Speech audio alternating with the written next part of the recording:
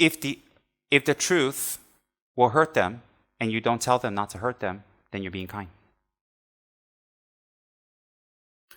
Kindness is not truth or falsity. It's whether it damages or brings happiness to the beings concerned, the people concerned. So in your particular case, not revealing or talking about something that's you may feel it's deception and lies or you're covering. It's not. It is not. What it is you're being kind.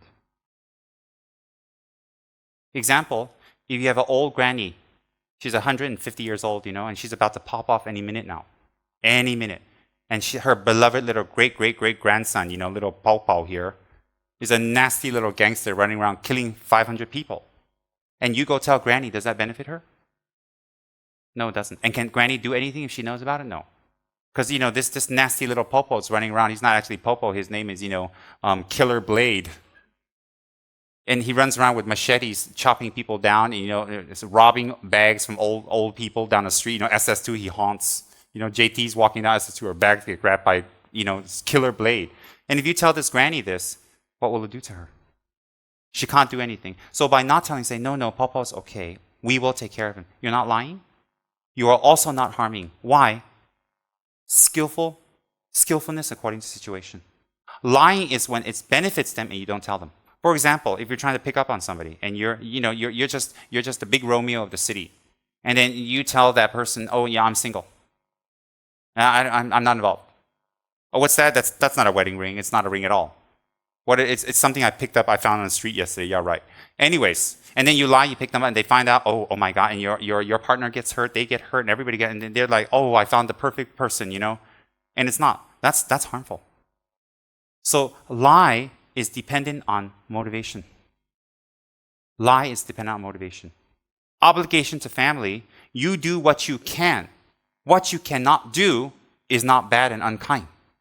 See, not what you cannot. If your father wants you to go out there and make $50 million a month and you can't, you're not being unkind. You're not fulfilling family obligations. You are not. What you're doing is you're being truthful. I can't. Or you don't want to. But the important thing is not to be hostile with who you want to be. Very important not to be hostile. Why? Our purpose in life is to protect other people's minds. When we protect their minds, they protect ours. So not telling, not saying is not negative. It's the harm that it'll bring. Does that make sense? Please remember what I said so it doesn't disturb your mind anymore. That, not revealing, not saying, not doing, obligation. Whatever they say, whatever they do, that's their perspective. That's how they were brought up. That's what they think is right. So when they enforce that upon you, they feel that since it brought them happiness, it'll bring you happiness. But they don't understand time, situation, place, environment changes. So what brought them happiness doesn't necessarily will bring you happiness. So in that case, what I'm trying to say is, example, marriage. You don't want to be married at 15 and have 20 kids.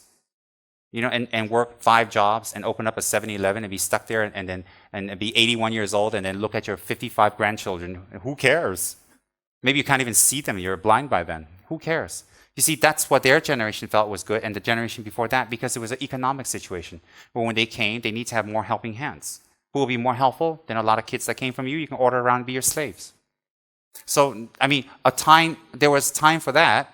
But now it's not the case. Now we don't need all these people around to take care of us. We can take care of ourselves. And the situation is different.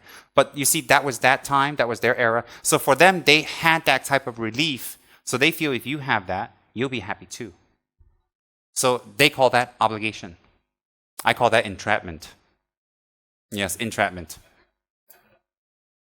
So for me, not doing those obligations that I don't feel will bring me happiness is not being unkind. Because if you're going to do something you're not happy about, you're being unkind. Why? The repercussions will be great. And if you're going to do something that is not you, you end up in more lies, more covers, more deception, much, much more. So we have to think, will it be beneficial if I do it, not do it, say it, not say it? Will it be more beneficial? Which way? So it will be less beneficial, we don't do. And that's not being unkind, that's being very kind. The fact that you even consider and ask this question shows you're kind. Why? If you didn't care, I don't care. I don't give a hoot. Whatever you think lah. So kindness comes in many forms.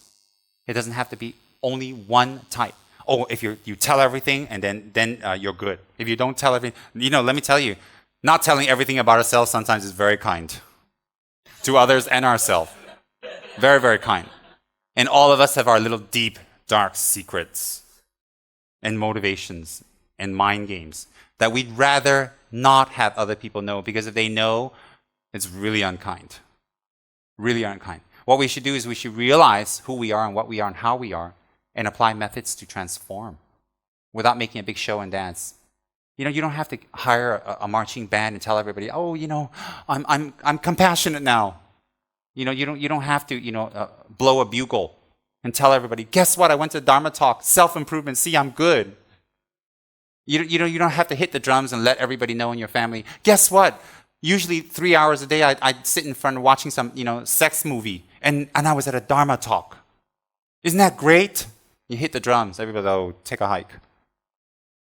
Kindness is skill. Kindness is skill based on whether it will truly benefit the person, short and long term.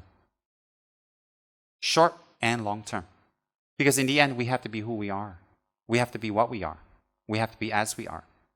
If you're a fish and you want to be a dog, it's impossible.